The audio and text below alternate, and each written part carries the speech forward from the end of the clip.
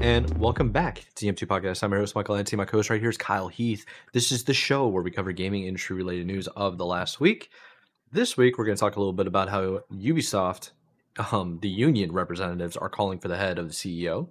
We're going to dive into a little bit about some Star Wars, was it Galactic Racer, the new game that they've been working on for a while. GTA 6 finally has a release date. Well, it's kind of already had a release date, but this is the first time that they're actually doubling down on the release date, saying for sure it's going to be in November, so we're going to talk about that. And then Epic Games is promising to fix their Epic Games game launcher and Epic Games Store. We'll see if that even has any merit in it. But before we begin, Kyle, how you been? How's your last week? You been gaming any? Dude, what do you got going on in the world have of I been gaming any? Oh, let me tell yeah? you. Dude, You've been grinding? listen, I started a little game called Kingdom Come Deliverance 1. I think I mentioned last time I You've been started it. Yeah. I mean, yeah, you were talking so about I did that for a already while start now. it, but like, I started it. I was like, all right, we'll see how it goes. Brother, I'm sold. Oh, really? I'm playing the game, man. I'm like 22 hours in, something like that now. Yeah. Dude, it's my journey has been interesting so far because up until like hour probably like 12, 13, 14, right around there, like I was like cruising through the story pretty easily, right? I was like, okay, like powering through, didn't really do many side quests. I was just like, I'm just gonna see how long I can go with the main story. I get to like one of the important, I guess, like missions in the story of the first game, and playing this is like this huge battle, and you're joining an army to fight this other kind of like bandit army that you're trying to like figure out their motives, and so you're trying to take down this sort of like section of it to kind of make a statement and get further answers to how you can like clear the region of this malicious group. And so like I go into the fight, I have like mind you, I have so like one of the first bows you get in the game. I like have that bow. I've been using it for a while. Like it was getting to a point, like I didn't realize it at the time, but it was getting to the point where it's like it just was really weak, and like it took forever to kill things, and I thought it was kind of just normal. I'm like, oh, that's what the game is. And so I didn't think much of it until this mission. But like I'm playing the mission. Also, like I didn't train combat much. So I'm like, although I did enough to pass by, I'm just like, okay, like my combat was really tested once I got to this mission, and I didn't realize until later on. So like I'm just like, there's a part of the mission where you're supposed to clear the archers, and so you have your bow, and you're like, all right, I gotta clear the archers.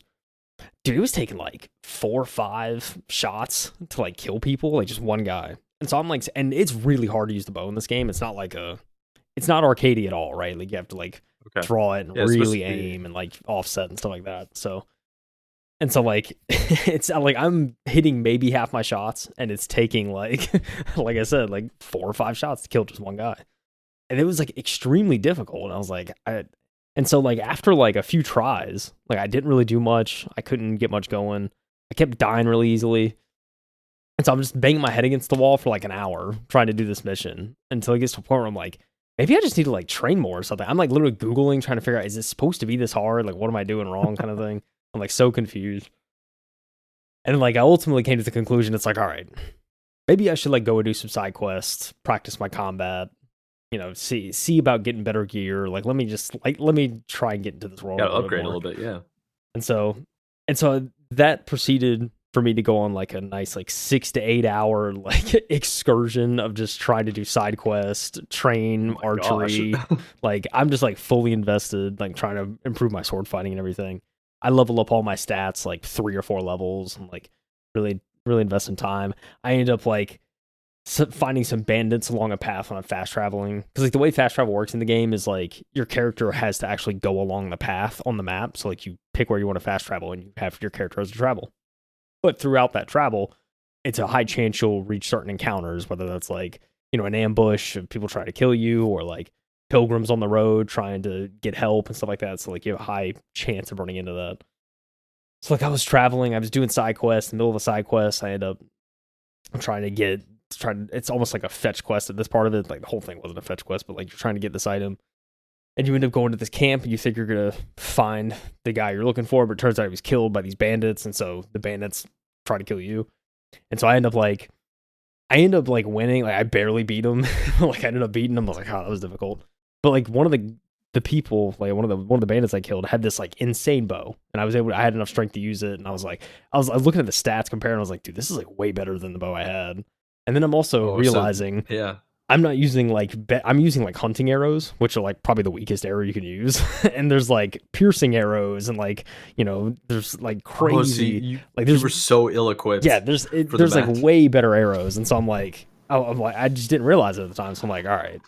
After that 8 hours, I'm like, all right, here we go. Like I'm much more proficient at combat. Like this bow is like nuts. I'm like able to, like, hunting's pretty gotten easier and all that.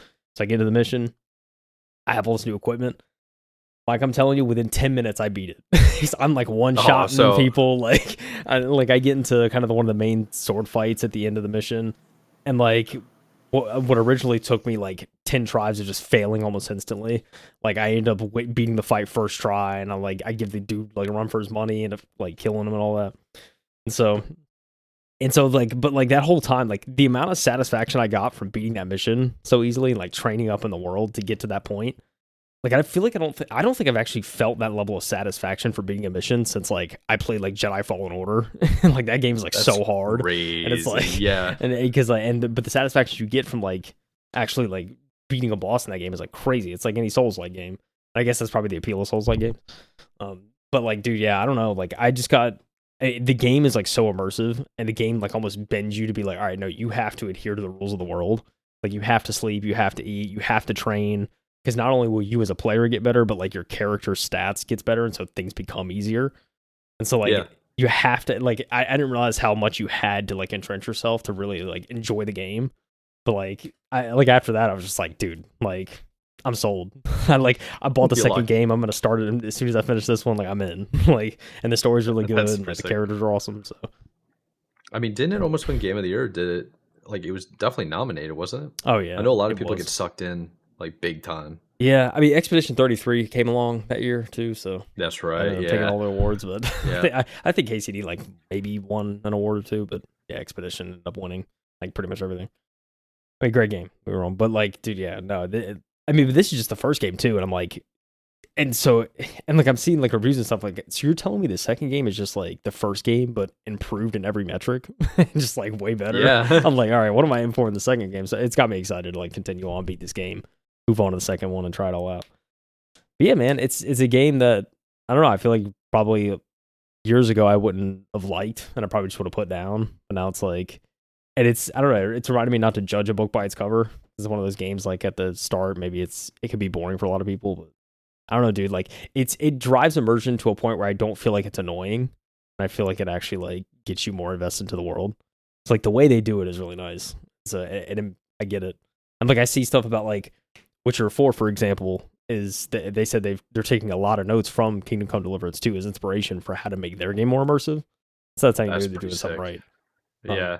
but yeah, no, it's good. And I'm like, you're telling, it's like I'm playing this. I'm like, dude, the second game's probably gonna be crazy if the first game's this good. So I don't know, man. I'm enjoying it. 100%. Yeah. I'm sold. And so yeah, dude, I've spent a lot of time playing that. Really enjoying it. Um, so yeah, I played some CS2 with the boys. Counter Strike. I got a little bit of that in there. Always got to lock in. Yeah. Yeah, I was The gonna boys get are that the in. boys are grinding. You got to get on. Yeah. So yeah, that's been my grind game outside of KCD right now. Yeah, dude. No, KCD's phenomenal. Probably gonna be beating that game sooner rather than later. So yeah, dude, I'm enjoying it. And, yeah, dude, I'm not ready to call it a masterpiece, but it's pretty good. Like we'll see, Yeah. we'll see if it ends up dethroning Witcher as my favorite RPG after it's all said and done. It'd be pretty cool if it did. I completely forgot that they're making a new Witcher. Now that you mention it, it's just like, oh Yeah, shoot, yeah. yeah, It's been a while. Witcher 3 is that's really really good, and yeah, I really liked the TV show up until basically like the most recent season. I'm in the Henry Cavill parade yeah, when he got booted. I was like, all right, it's no more for me. Gotcha. See ya. yeah, dude. Um, Yeah, I mean, Witcher 4. I think it's like 28 probably until that comes out. But they were Yeesh, 2 more years. they Yeah. were supposed to make like the Witcher 1 remake is in the works, and that was supposed to Mhm. be like theoretically that was gonna be the game that held people over until Witcher 4, but I've heard that has since been there's a possibility that's gonna get delayed because of Witcher 4 and all the resources Yeah. they're having to pull from that game to pour into Witcher 4. So we'll see if that's the case or not. But yeah, dude. Witcher 4 is on the way. I like Witcher 1. I never played 1 or 2 of the Witcher games. I mean, I heard it wasn't really required to play them, and I mean, in my experience, it wasn't. Not really, no, But no, but not like really. Witcher 1, like if you give me a new version of that, like I'm gonna play it. Like updated engine Yeah, and everything, like 100%. So yeah, I think it's really good. Um, yeah, the Witcher franchise in general, I've always really appreciated and liked. So, Kingdom Come Deliverance, the only thing I've seen with those games is just been people playing them on like YouTube, and yeah. everybody seems to be having like the most fun ever. Does it have proximity chat as well Oh in no, I it? mean it's entirely single player, so there's no multiplayer Oh, aspect okay. to it. I'm thinking of Um, something else then. no, Huh. they did make a I might need to Witcher. find it. They made a Witcher 3 mod recently that introduces multiplayer, which I thought was Yo, interesting. Apparently, how's that work? you can like load up a mod, and like the mod it gives like I can't remember if it does proximity chat. I know there's like a world text chat, but you can literally like load into a world with other Geralts, and just like That's and like you insane. can do quests and everything apparently, and it's like it all works or something. It's kind of wild. It's pretty extensive mod and it came out pretty recently. But it gives multiplayer to Witcher, which pretty nuts. So there's That that. is pretty cool. With Kingdom Come Deliverance, I just thought about it too. Have you been watching any of the Game of Thrones? No, The I mean that's not was it Night of the Seven Kingdoms? I all the Game of Thrones stuff now. It's probably since I'm mean the fantasy content I've been consuming over the past like years. So it's probably next on Yeah. the list. I'm sure I've watched that. Okay, good. Yeah, it like the Game of Thrones TV show is kind of annoying. The last like two seasons, they bottled it Yeah, totally. You I could heard just the tell last like the season was guys. bad. Yeah, the guys just wanted to wrap it up as quickly as possible and move on Yeah, to Disney, and they bottled it so bad that they got kicked off the next Disney Star Wars movies and stuff, and like the next man. guaranteed IPs. Yeah, That's how bad it was. But I'm really enjoying House of the Dragon, which is kind of like a prequel in a way. And now A Night of the Seven Kingdoms is also like early on the timeline because the genius of the writing is that there's so much backstory that you can kind of have the freedom to do what you want to do. And then also there's like a little bit more freedom of expression with the same IP. So it's like they're exploring more of the world than I've seen in a lot of IPs. Think about it this way. Well, you don't know yet, but you will. Um, in Lord of the Rings, you have Bilbo is one of the main characters that you meet, along with Frodo. And in The Hobbit, you follow the lore of Bilbo. So it's like a lot of the stuff that's in Game of Thrones is kind of based on, or not based on, inspired by Lord of the Rings. And that has to do with like George R. R. Martin being deeply inspired by Tolkien in writing, yeah, and just in fantasy in general. And honestly, a lot of writers are just inspired by Tolkien in general. yeah, But yeah, if when you're starting to get into fantasy, dude, I'm really looking forward to getting into not just like Kingdom Come medieval level stuff, yeah, but when you start getting into medieval with dragons, and then all of a sudden you're gonna be deep in it real quick. I could see you yeah. being sucked into the single Yeah, I player think games, and I'm yeah, never talk to you again. dude. Yeah, I think what's interesting about Kingdom Come too, it's like there's no fantasy elements to it. Like there's potions in the game and like stuff to like Yeah, like that provide elixirs or whatever. like that'll provide like healing and stuff like that in combat. Like maybe outside of combat. Like, there's stuff like that, but there's no magic. There's none of that. It's just like it's very much just and like someone phrased it perfectly when I was watching a short on it. They were like I was looking up like kind of the when I was trying to learn archery, I was like looking up tip videos. I thought no, I'm in deep. Like looking up videos on how to get better. But like when I was watching some of those videos, they were mentioning like Kingdom Come is definitely a medieval sim game first and then RPG second. So it's like Yes. it's very Yeah. much like a lot of simulation elements to it, but it's done in a way and it's intertangled with the RPG aspect of it where it's just like a combination that ultimately works really well. So and then like once I heard that I was like, all right, like I gotta start practicing and actually like put Oh, time dude, into the yeah. game because it's the only way to Well, actually get better. a lot of the game is built around real life places. Like you're Yeah, supposed to, if I'm correct, you're in the I- Holy Roman Empire yeah, in the Czech Republic. Well, what is now the Czech Republic, but it was Bohemian. yeah.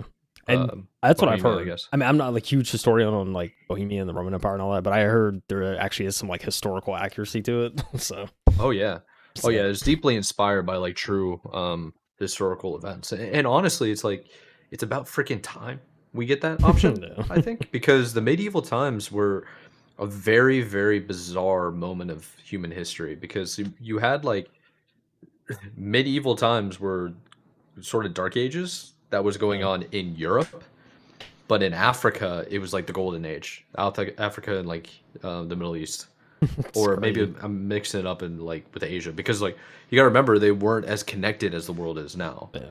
So when you had like an entire region going through basically like the dark ages, I think it was because the copper like plummeted and then everything just went south from like an economical standpoint. Their entire markets kind of crumbled, and then you had peasants basically like struggling to survive, and then the Yeah. lords were also poor, so they're like using and abusing the peasants. Like, there were terrible things going on. Everybody's like warring over each other for resources and territory and expansion, whereas like in Asia and the Middle East, they're living the freaking dream. It's like complete like it, dude. World history can be so fascinating if you start doing the dates of like what was going on in England, Italy during these periods of times, and then do like different branches Yeah. of like Southern Africa and stuff. It's like it's crazy, crazy stuff. I'm kind of getting Yeah. sidetracked, but I love games that are about history. That's why I like Assassin's Creed games. Just the taking realistic or like background history, human history, and taking elements of it and then providing a little bit of a twist to make it interesting, like where it is fantasy in a way. You know what I mean? Yeah. It's like, Yeah. I No. love that. Yeah, I agree. I don't know, but yeah, dude, I don't know. I'm totally entrenched in this world right now, so I think it's really well I'm done happy so for you. far. So, yeah, I'm excited to finish this game and get on to the second one where everything is bigger and better apparently. So, it's Oh yeah, got me excited. But yeah, dude, no, I'm like it's just I don't know, man. I've been asking myself why I didn't get into fantasy sooner because it's like for the longest time I just disregarded it and I was like, I like the sci-fi, path more. Like fantasy just doesn't intrigue me. But nah, dude, there's so many human elements in like, and not only in this game, but like just in fantasy in general that like you oh can yeah. relate to, like whether it's emotionally or kind of like philosophically. It's that there's like parallels there to like kind of real world. I think that's what makes it intriguing too, is because like you can actually relate to the characters and stuff a lot more than you'd expect. So it's an aspect I didn't 100%. think Yeah. about, but yeah, it's something I'm realizing playing this. It's like yeah, there's a lot. I mean, a lot of differences, but also a lot of things that are like that have been the same for ages. It just hasn't changed. But yeah. So Yeah, fantasy is more built upon like the characters and the nature of it all, or like whatever type of world you're in. yeah, And when it comes to like sci-fi, it's all about the technology. It's all about yeah, futuristic, like what does the future behold? Whereas yeah, fantasy is a little bit more based on the past yeah. in an alternate And like, world. what could it have been if magic existed? Yeah, Stuff like that. It's like exactly. I don't And know. that's why we don't have dragons anymore. Yeah, they all like everything comes down to like a morality debate too. It's like what's Oh yeah, morally yeah. right versus wrong, like who's on the right, who's on the wrong, and so it's kind of cool to kind of pick a I like that. side or see what's right versus what's wrong. That's Dude, you're living the dream right now. get some Look at cool stuff, dude. I've opened my eyes for sure. So it's cool that's stuff. cool. That's what it's all about, really. Yeah, I rambled too long. Like, what did you play? I think I saw you open Rocket League. Am I wrong in that? Oh, dude, I was on a grind fest, absolute grind fest. So I do the usual. I hop into Halo every now and then, of course. That's always what I've been doing. Um, but I think most importantly, I've been consuming a buttload of YouTube content of people playing like Arc Raiders. I need to get on that game. I've been struggling to It's a actually good game. like play it, but I just been watching people grind it and having a good time. It looks like fun. It seems like a really good game to just be a spectator and relax and chill.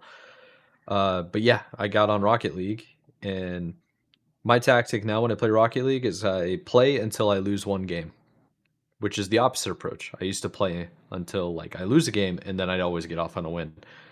Dude, I went from like, keep in mind, I did my placements and I was getting kind of bullied because placements, they're RNG in a way. So I get my placements. I think it was like Diamond 2, Div 1 or something. I was the highest you can be by placements. Maybe. I think they put you in Diamond 2, Div 1 to start off. I went on like a 5 game winning streak, lost one game, and then I took a break for like a couple of days, and then I went on like a 7 game winning streak. Sounds I'm like, nuts. dude, I'm like 1 or 2 games away from getting back to champ, and I was like, this is sick because I've been playing and I've been like carrying, and when I'm getting teammates that we understand each other Yeah. of like similar playstyle or like when I try to pass it, they seem to always be there. Yeah. We just skyrocket out of control and just take the game away. It's so Positioning. nice.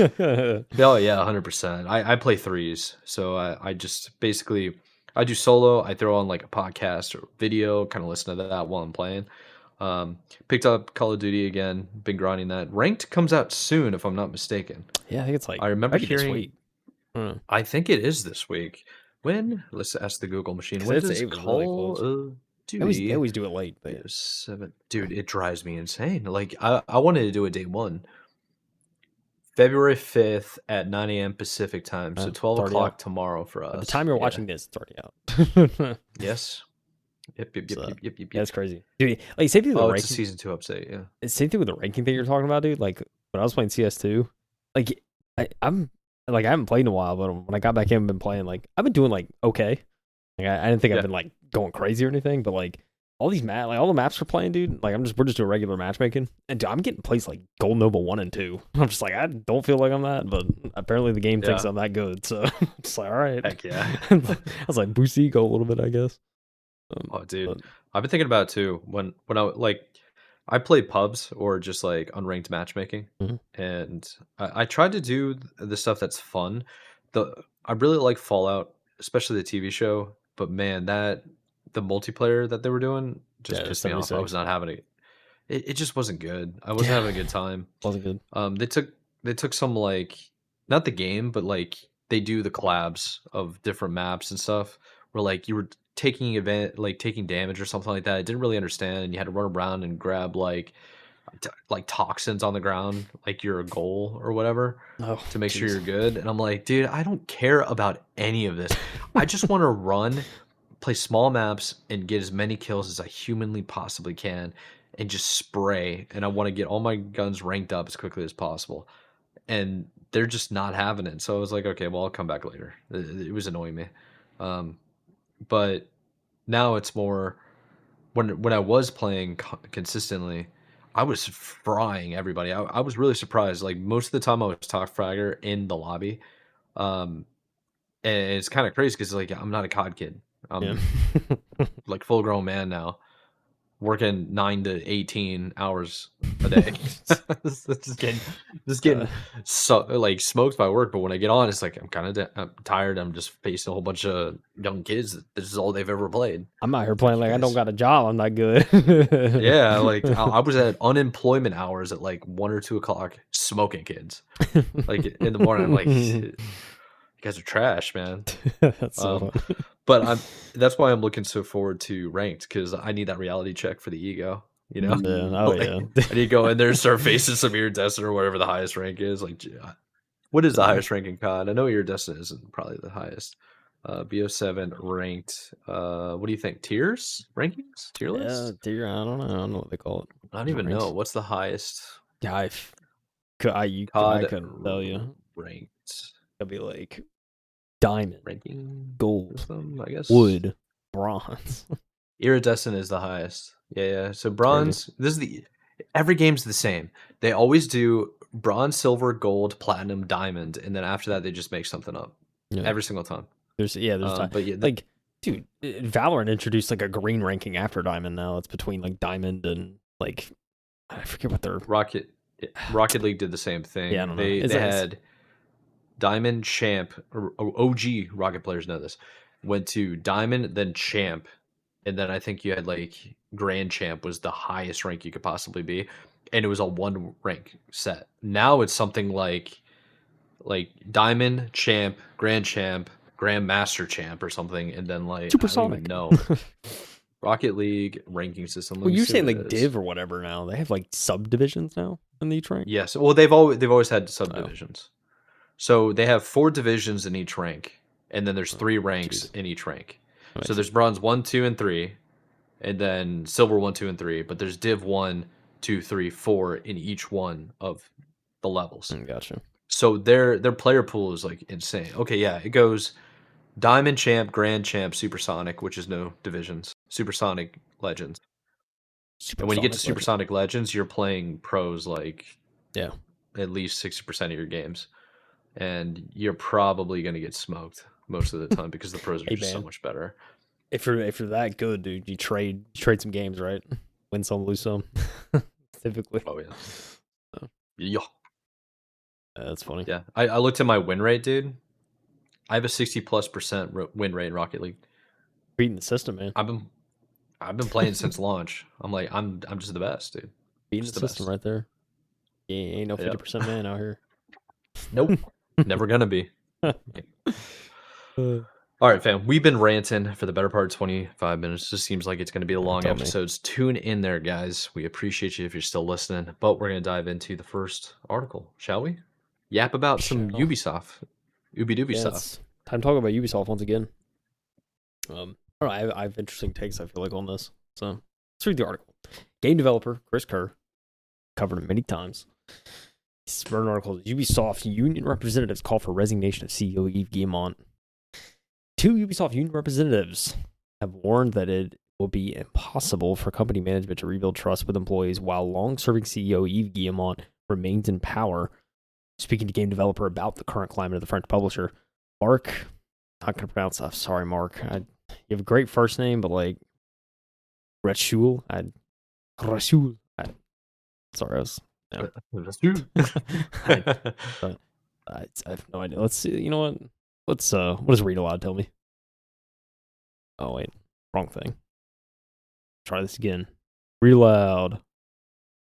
Rochley? Mark Rochley? That's how I pronounced it. All right, let's see what this one is. Let's see. Turn it up. Shakib.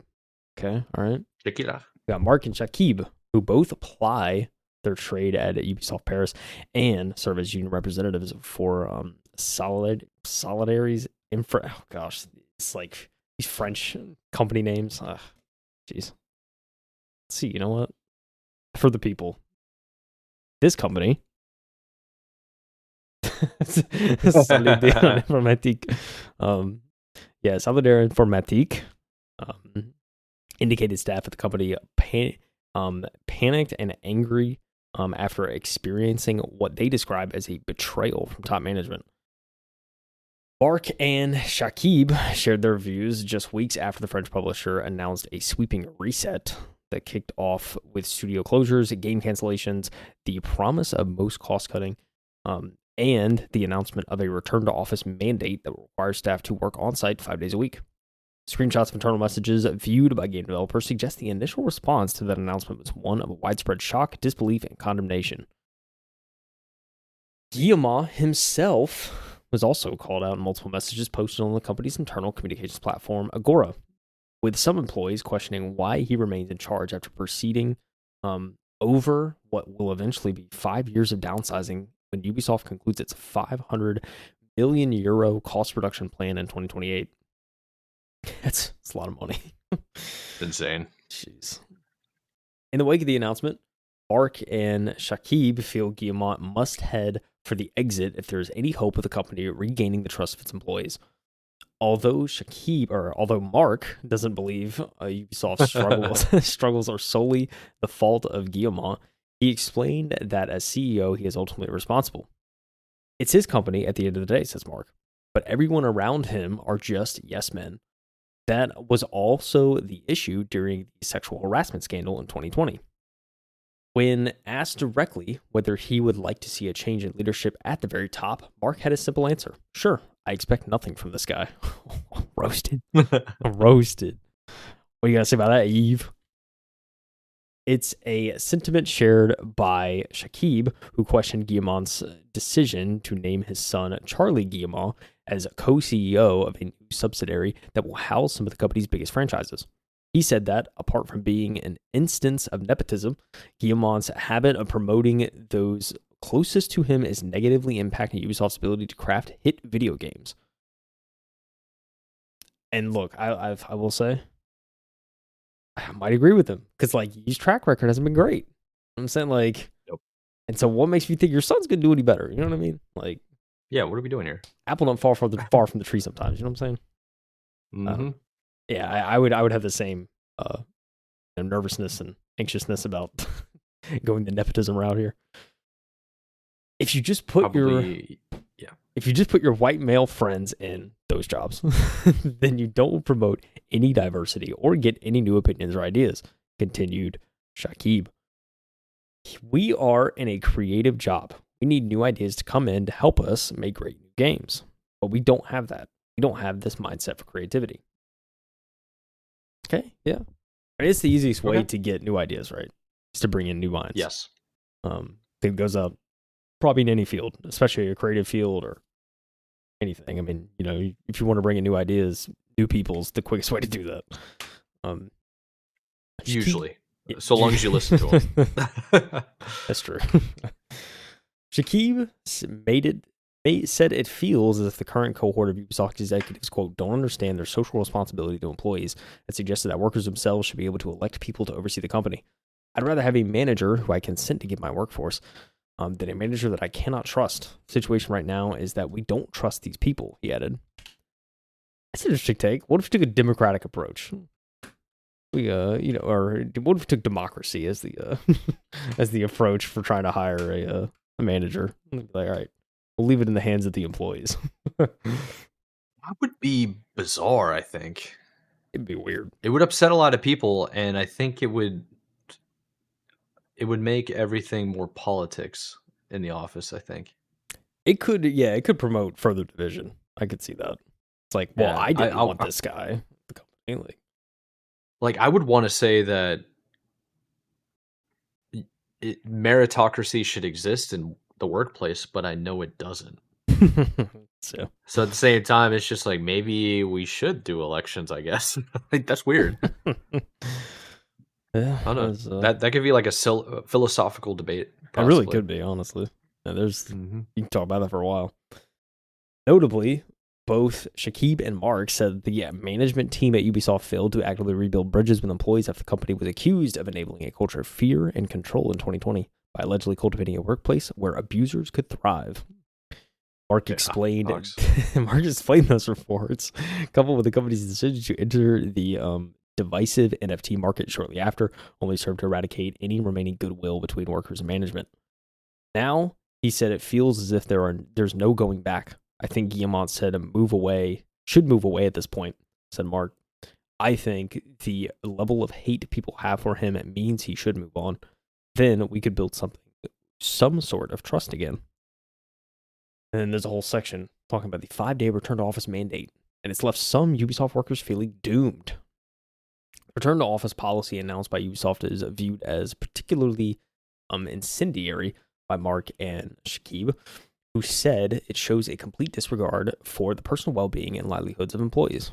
Most employees were very, very panicked by the return to office announcement because they started their lives very far from Paris and from their studios.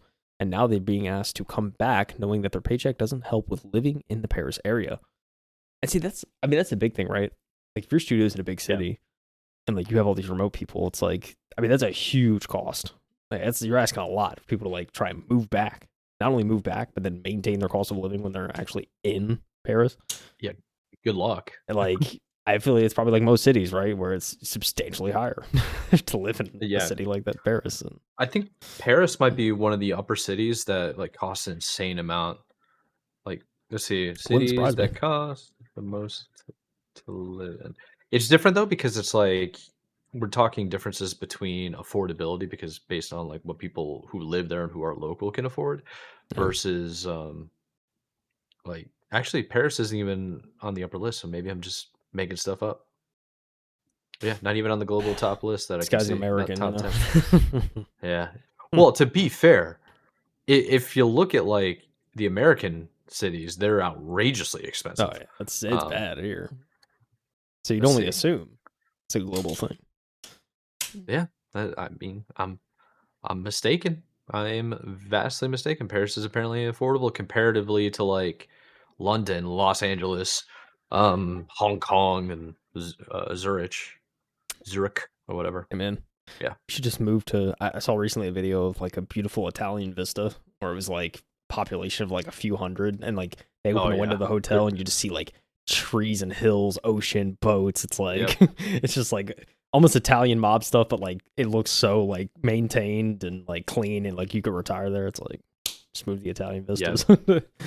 yeah. There's some nutty stuff about Italy where it's like the northern half of Italy is very very expensive, and that's where all the wealth is, and the southern half is not so much. So Yeah, when you see those villas, it's like it's usually a small tourist town for yeah, like people to do like relaxation and decompress and get away from everything.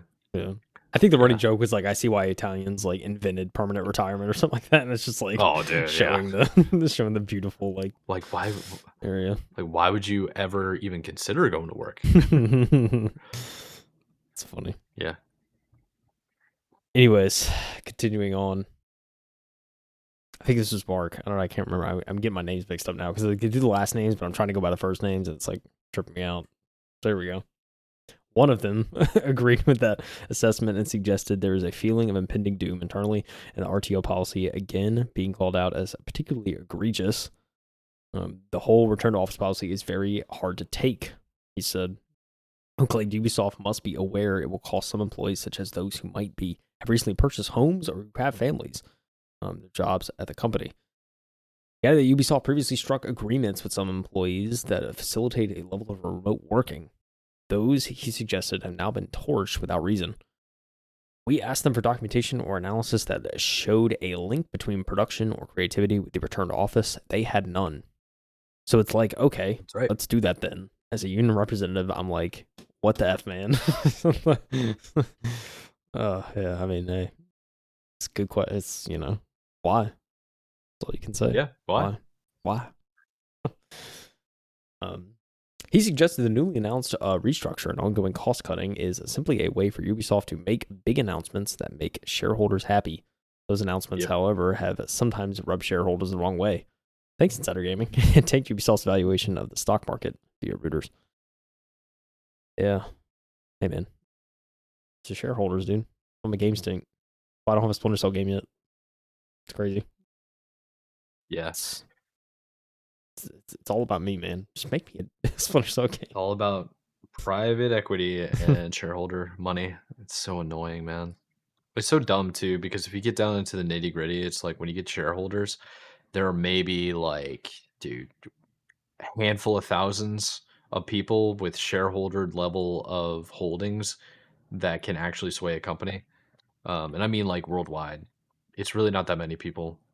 So it's like we're really catering to such a small minority when you could just be making better products for everybody. It's true. Whatever. It's very true. Very true. Just saying. All right, we got much of this left. So, Shakib claimed the only way Ubisoft can now correct course is to remove the entire board of directors and recruit fresh minds who are willing to lead with integrity and accountability. Mark said it's also vital for Ubisoft workers across the world, especially in locations such as Montreal, which is viewed as an influential studio within the company, to organize in order to secure their own futures and hold management to account. Join the union, says Mark, when asked whether he has a message for his colleagues across the globe. At least organize yourself within your workplace, because our bosses are speaking to each other, so we should do that too. Ubisoft workers will have the opportunity to stand shoulder to shoulder later this month as part of an international strike that has been called by the Informatica, Informatique, I don't know, whatever the company was, and 4 other unions based in France. So, yeah, it's kind of crazy. Like, we're effectively doing player-only meetings at companies because management's so Yep. but Annoying. it's crazy, man. Boo. It's crazy. Nah, dude, I feel for the workers. Kind of my take on this is like so one take, which I don't entirely believe, but like if you want to go like full like kind of doomer take, it's like, yeah, you get rid of Yves Guillemot, but it's like the company's at such a bad point, can anybody recover it? That's kind of like my doomer take. It's like, is it recoverable if they get rid of him? Like that's kind of like that's one question I'd have. I don't Possibly. I don't think he's getting rid of one person isn't going to fix an entire host of issues, especially culturally. Yeah. I mean, they It say really isn't. get rid of the board is what they're also saying, like not just Guillemot. Which I mean, it would probably never happen. I'd be really shocked if that ever happened. Same. It's like, oh man, I want Ubisoft to succeed. A lot of great IPs. Talking about Far Cry, you're talking about Tom Clancy games. You're talking about like, you can go on, right? Like Rainbow Six, like there's a lot. Assassin's Creed. I mean, there's a lot that Ubisoft has to offer, and they just have not offered good products. It's like, it sucks, man. Yeah. I want It's Ubisoft to annoying. succeed, but it's just like, yeah, it's gotten annoying, and it's literally just been a downward trend for the past like 5 years. I don't know. It's pretty terrible, I think. It's Yeah, pretty yeah. bad. It's I mean, annoying. like, I don't know, dude. I want a Splinter Cell game. Probably won't get it within the next 5 years. Uh, hell, I probably won't get it the next decade. Yeah, I'm at the point where I think the next time we're getting a Splinter Cell game, it's gonna be made by a different studio, and it won't be called Splinter Cell. Sell the Be called IP. something else Sell the entirely. IP. Yeah, they might. They might sell the IP, or somebody just might say like, let's make a Splinter Cell ish game and then have fun with it. Honestly, if you think about it, am I having a brain blast a little bit? So in Among Us when you get different tasks that you have to do within the facility, Yeah. and then there's one murderer. In a way, that was kind of the opposite of what Splinter Cell was. You had a whole bunch of guards that were looking after you, and you had one person that was trying to basically like knock out or disable or hack whatever that was in the facility, and you had to catch them. We need something like that. I would like a spy game that's like you infiltrate a base, you have to be super hyper stealthy and like sneaky in order to hack information and all this other types of stuff, and then have the other opposing team work really hard to find you. I think that Yeah. would be really cool. You're pretty sick. Yeah, stealth Yeah. games are interesting. I mean, I won't. I was almost gonna say like, well, stealth doesn't have as big of a market. It's probably not true. I mean, there certainly Yeah. is a market for Splinter Cell, so yeah, I don't know. I mean, it's certainly one of those It's a games. niche. Like, I mean, it's. I can also see the take from like an investor. Like for like a stealth game, it takes a lot of patience, and it's not very like. It's not very Gen Z, I guess, because it's like, oh, Yeah. like constant simulation. That's not really a stealth game, right? Because like you have to think methodically and plan things out, and there's a lot of downtime if you do a true stealth game, where it's like you're having to be patient, wait, and like pick your opportunities, and so it's very strategic in that way. Probably why we don't see much like StarCraft as much anymore, because it's like, Yep. I mean, don't get me wrong, a lot of stimulation in StarCraft, but like it's very much like kind of have to think ahead, use your brain, and we just scroll nowadays, Mike. We don't use our brain, so it's probably a hard sell. Pretty much. I mean, but again, like there's a market for it, but obviously investors don't. I mean, they're just chasing the money, right? Whatever makes money right now. So, and Ubisoft's kind Yeah. of in that boat. They're not worried about making good products, which is unfortunate. And I don't necessarily blame the developers because it's like they're kind of working with what they have. I think it's again more so just Yves Guillemot. Boo this man. I want to Boo boo the this man, but man. I also it can't be just him, dude. It really can't. I mean, It he's can't a hey be. man. He takes the brunt of it. He's the CEO, I That's mean, like, true. It is I kind mean, of his responsibility at the end of the day. I don't know. You think about. I mean, you think back to like all the sexual harassment stuff and like the abuse kind of that was going on in the company too. And it's just like every time I get reminded of that, I'm like, yeah, this guy didn't really handle it right. So Gross. it's Yeah. like, ugh. Yeah, it's just not good. So I mean, look, I wouldn't be against it, and my only concern would be like, can someone save Ubisoft? And like that's kind of the only concern at this point. Maybe. Yeah. Yeah, Maybe they it's can. hard to say, right? Like, Yeah. We'll see. yeah. I guess that's all we can really say. Yeah. It's just I don't know. I think I'd hope for some change, especially for. I mean, it sounds like people that work there too want change. So for them, at least I hope there's some change. But I don't know, man. Nepotism might prevail, unfortunately, and just won't be good Yep. for the company. No. Possibly not. No. You know what? IP needs some revitalization. Not only in movies Star but also Wars. games. Oh yeah. So Star Wars, I'm pretty excited about. Did you ever play pod racing? You remember played the arcade at least? I Because think it yeah. was I an think I arcade did. game at first, and I think, or maybe it was no. Usually back in the day, what they did, especially on the N64, you would have an arcade game first, then they would port it to N64. Hmm. And I have multiple of games like that. They were so cool and so much fun. Like Cruising USA comes to mind. That speedboat game that I can't really remember the name of. Rush was another one, and Star Wars Pod Racing is another. I don't know if they were actually N64 games that eventually pivoted over to being like an arcade game. But regardless, it's really cool. I love those types of racing games. So I'm very much excited to talk about this. This is coming for Eurogamer. It is Fran Ruiz, probably. Eurogamer.net wrote this article. Star Wars Galactic Racer presents multiple expressions of speed through different vehicles, and pod racing hasn't been left behind. And that just says subtitle Road Rage. That's basically what pod racing is all about. Ram people, throw them into walls, let them blow up. All right. The Game Awards 2025 gave us plenty of juicy reveals, but a few were as surprising as Star Wars Galactic Racer, a spiritual successor of sorts to Episode 1 Racer and the overlooked Racer Revenge. It looks stunning, but fans had one fear following its reveal. There were no old school pod racers to be found in the trailer. Yeah. Okay. While that last second, Sebulba, I always say his name like so weird. Sabubal, whatever. You see him in the article if you're watching the screen. His tease already rekindled our hopes and dreams. Fuse Games CEO and co-founder Matt Webster has now confirmed pod racing will return alongside all sorts of other vehicles. And he says in quotes, "You can't really make a Star Wars racing experience and not have pod racing, can you? The core fantasy of the game is becoming an elite racing pilot in the Galactic League, and pod racing is a pinnacle of speed and racing in Star Wars Galaxy. The Criterion that told Games Radar following the exciting reveal." Oh, that's interesting. He worked at Criterion. Okay. The question now is whether an older Sebulba, Anakin Skywalker's first nemesis, is the exception among a highly varied roster of racers.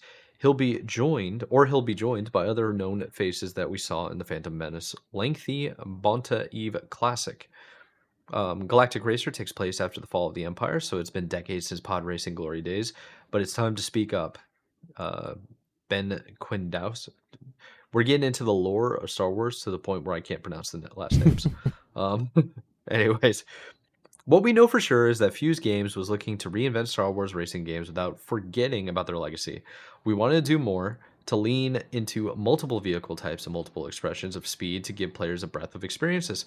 Galactic Racer offers players the ability to pilot vehicles they know and love, alongside ones they won't have experienced before, across a range of solo and multiplayer modes. The mention of several solo and multiplayer modes is interesting here, as we'd only read about the unique runs based, story driven campaign and regular PvP multiplayer via the materials released so far.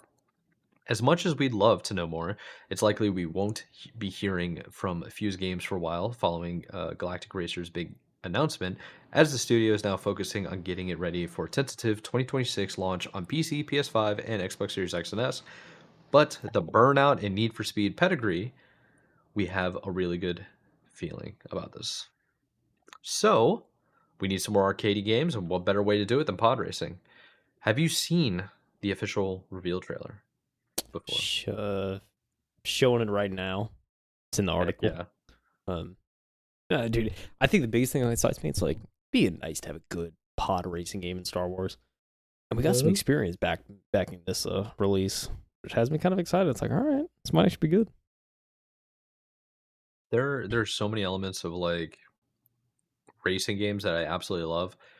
One of the things I really love is you can have the choice of playing a hyper realistic game like iRacing. Gran Turismo can be kind of realistic. So can Forza Motorsport. I like the feel of having options of arcadey, good fun for everyone, and then people that are like, I have a racing rig at home. Yeah. I have like a $2,000 GPU, and I'm totally maxed to the freaking gills on equipment. Like I bought the McLaren steering wheel, chair, pedals, Oranged and out. the headset. Like just merged out of my mind, and I'm like going on a scholarship to university on racing. And then I'm hoping, maybe this is a hot take, I'm hoping a unrealistic racing game like Need for Speed or Burnout to the level of like just stupid arcadey fun. That's what I would like.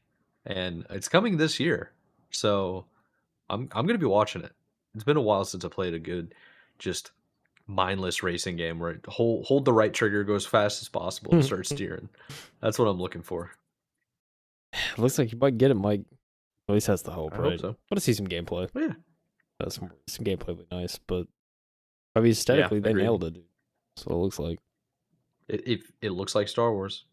certainly does. So But you know it's gonna do the same Star Wars thing ever? You're only gonna be able to see like 3 freaking maps and levels. and they ain't gonna drop it 6 maps, man. They gonna have No, dude, they don't have 6 maps. It's the same. You're gonna be on Coruscant, Endor, Tatooine, I was gonna lock, say Tatooine's a done. lock. Yeah, lock. Those are the 3, and then they're gonna throw in like a couple of like I don't even know, space racing ones would be cool, but I don't know how you would do that. What was the meme about Star Wars Outlaws? It's like, oh, we're back on Tatooine. Woo! It's like, give me Dude, something I'm that's not so. Tatooine. And then they opened up like the Last Jedi, or not the Last Jedi, whatever Sky the Ray series, Rise of Skywalker. whatever. Yeah, I don't remember what it I was. see. I can't remember the last time either. It's Fallen Order and then Jedi Rising. I don't remember the name, but basically they open up on another planet that looks exactly like Tatooine. It's like, dude, it's an entire universe. It's like an entire galaxy far, far away. Like, come up with something different, man. Say, you could literally just make up a name of a planet, just put it in the universe, and it would make sense, you know. There were more variety in worlds in the prequels than there were anywhere else. It's just I crazy. felt like it's just annoying. But I also want to see like Naboo. I mean, isn't Naboo destroyed? No, Naboo still exists. Underwater racing, bro. There's so many A bit options. nuts. There's so many options. Galactic Racer, Does man. Naboo still exist? Oh Galactic no, Racer. Naboo. Yeah, Naboo got. Before the what is this? The Fall of the Jedi. What was What Fall of the Empire or whatever? did Naboo get blown up? No, it did not get destroyed. Then why haven't we been back? I'm gonna break something. Yeah, I just assume like it's never to be exist again. I don't think we ever saw it again. Yeah, It's travesty. whatever. Travesty. Cannon fodder. Whatever. Anyways, that's all we got for Star Wars. And the crazy thing is like EA had the IP for it, so not anymore. They made one game, basically 2 games. Called it quits. That's me. All right, what do you got for us? I know there's a big news hitting, kind of. I mean, it's the biggest like story game out there right now. We could say it's almost signed, sealed, and delivered, Mike. Heck I can yeah. almost say that. I'd still deliver. Paul Tassi, Forbes, the GOAT. Over Forbes. The GOAT. Pretty. I mean, senior contributor, pretty much writes like all the significant gaming articles at Forbes. I don't know. I'm not gonna say they don't have any other gaming writers, but we only ever see Paul, so that's all we know, man. Yeah. GTA 6 finally seems married to its 3rd release date. And we're going to say why. We're going to talk about why. During Take-Two's Q3 2026 earnings report, the company expressed confidence the 3rd release date for GTA 6 is going to stick. Probably. That would be a November 19th, 2026 release date, a year after the original, also confident in a fall 2025 release window before it was delayed to a specific date of May 2026, 6 months later. Speaking to IGN, CEO Strauss Zelnick was asked if this was different than the last time. Of course, he said, because anytime you're getting closer to marketing beats, you're obviously in a place where your confidence level is as high as it can be. The call indicated that yes, marketing campaign for GTA 6 would be spooling up over the summer ahead of its fall release.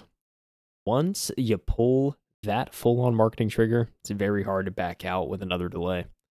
It's very different. It's different than just putting out these singular trailers or releasing batches of screenshots as they already have. I mean, dude, they love backing out though. They love it. But not this time. It's kind of crazy. They announced, I think I saw a tweet the other day. It may have been like February 4th, I think was when they did it. But it was back in 2022 when the tweet when they officially made the announcement like, hey, full-fledged GTA 6 now. So that was like almost 4 years ago to the day. It's wild to think about. It's wild, man. Real.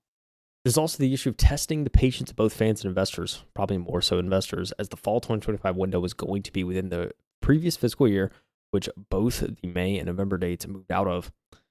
It is unlikely they want to do that again. Fans, meanwhile, have been waiting since the 2013 release of GTA 5 13 years ago for GTA 4, so these delays have mostly been met with shrugs.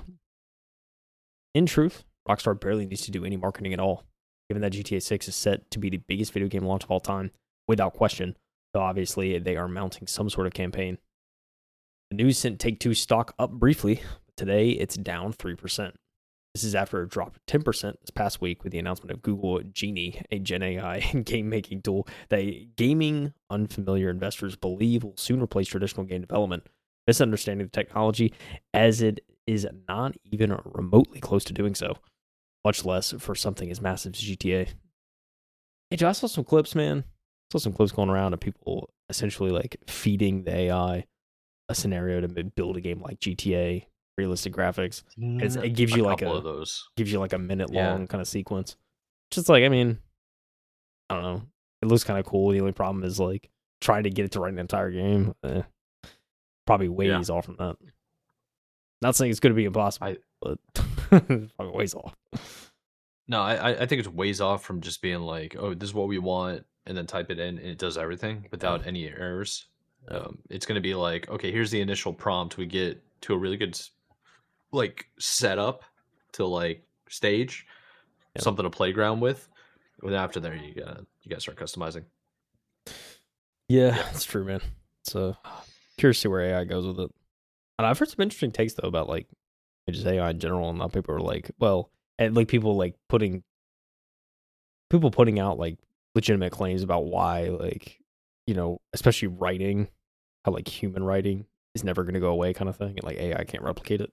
So I No, don't know. It's no, seen some interesting I, claims. I think there's a notion to pop culture that isn't really communicated effectively, or irony, satire, Yeah, in like public works. So I think that's one thing that yeah, AI is really going to struggle with. yeah. I mean, yeah, it's like because we had talked about in the group chat recently about how someone had essentially prompted like AI bots to create their own social network and like communicate and stuff like Yeah, that. So they create all these websites. People were like freaking out, but then like a bunch of people, there's other people coming out saying like oh no, we told the AI to do this thing and it did it. That's kind of so that was kind of like the that's so running true. joke. Like everyone's like, oh, they're gonna take over, but it's like, well, no, you just told it to do it. It's not. Yeah, it's I like think we're the overreacting here. It's like you tell it to do something, lo and behold, it does it. So, um, I mean, and some of the stuff's just like kind of comedy. It's like I don't know. For a second I was like, oh, like I kind of went like doomer for a little bit, then I was like, I started reading other people's takes, and I was like, okay, maybe we're fine. Like, I don't know. oh yeah. Um, this past year, especially, the only thing Gen AI has done with this release is create a bunch of fake image and video leaks, and there have been a few, if any, real ones. Rockstar has officially released 2 trailers for the game, which has almost 450 million views between them and dozens of screenshots. So it's not like there isn't anything legitimate out there to parse. In 4 months or so, we should start seeing a lot more as real marketing kicks in ahead of a release date that no longer seems like it will have the ability to change. So yeah, I mean, I was reading this, I was like, I agree with Mr. Tassi, dude. It's I think once you kick off this significant of a campaign, you start getting marketing stuff out there. Yeah, it's pretty hard to move off of it. And I think the second delay now, second, third. I mean, it's been the track record. I feel like with Rockstar, right? It's like they put a release out, it gets delayed once, gets delayed twice, sometimes a third time, but like after that, they're just like, all right, we're done, and like it usually comes out. So yeah, dude, it seems like they're more Yeah, confident, man. I think it's definitely going to come out for sure. I don't see any other way it doesn't. Especially with how hyped it is, and it's going to make some money for sure. Oh yeah, I think it's more of just like it needs to be correct. yeah, And I think they know that. They probably know that they can't mess this up. They probably know that they're making enough money off of their previous games to kind of take their time with this. And maybe that's why I bet you they have like a lot of people from higher up that are like, we can't afford a mishap because you've been working on it for over Yeah, 10 years. If you mess up now, you're going to be memed forever. If you mess up now, we're talking like execs and head of studios are out. That's dude. kind I of where I'm mean, at. when you really think about it and break it down, man, like Rockstar's possibly the only developer left that has like full credibility of not releasing like a completely broken game, right? Like, I mean, they've hit Yeah. like on pretty much every game. I mean, obviously, like they don't release like versions of the game together. Like, obviously, the PC one always comes out later because it's harder to make. So, I mean, Yeah. that's always a thing. But like, I don't know, man. They've had a pretty good track record. It's like one of the few developers I feel like people still have a lot of trust in. So, I it's think that's something to fair. keep it, man. Yeah. It's something to keep it. Yeah. So, oh yeah. Yeah. I'm really, really looking forward to it. I thought you guys were joking in the group chat when you're like, "Oh yeah, we got this official date," and I'm just like, "Do we though? Like actually?" Because every single time that it's been brought up, it feels like it gets delayed. And these Yeah. are also the trailers that like people have seen before. But I I really, really hope. I think the only way that like they could probably squash, and this is what a lot of developers are really guilty of, what they could absolutely squash is the modding player base. When what GTA 4 has been doing, or GTA 5, I mean, has been doing for the longest time is kind of allowing them to mod the game, do VR content, do role playing. Like there's really cool things that you can do, and if you nuke that because of whatever particular reason that you might have, that would just be awful, I think. You can't Yeah. like you got to keep those people like they're keeping your game alive, you know? You got to keep it Certainly well. are. Yeah, they really are, man. Yeah, the amount Mm, of people that still play GTA Online's staggering to this day, dude. A lot of yeah. people. Yeah, I mean, obviously the online platform is probably going to come out later too. That's typically the case. You know, it's always like PC version, online comes out later. But like, I just looked at like watching the trailer again. I know people were like graphically, it's insane. I mean, everyone talked about there's a beer. There's one scene where a beer's sitting on the coffee table, and Yes. like you see the bubbles in it, and it looks like an actual beer, and everyone's like freaking out The about it. the beer effects where you got this like you move the beer around and it's like 100%. It's almost like gravity's real in the game. Yeah.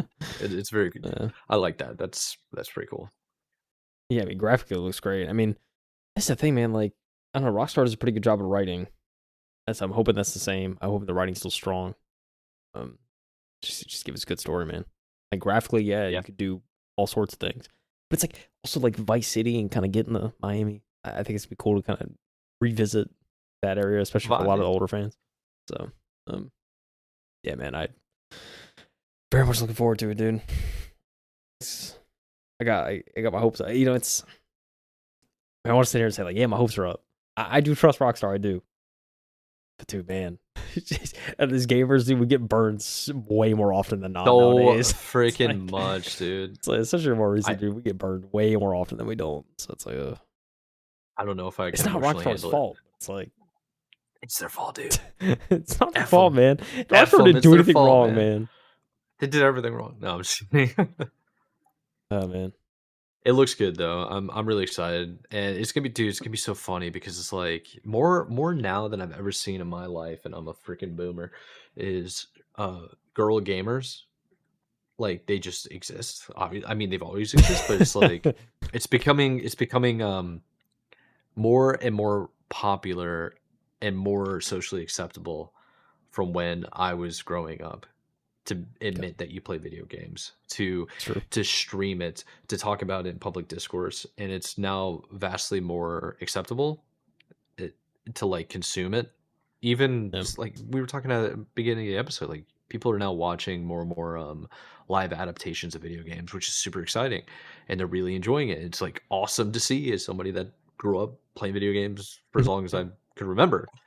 But there was a while you got bullied for it, and I'm really curious to see how people are going to react to GTA 6.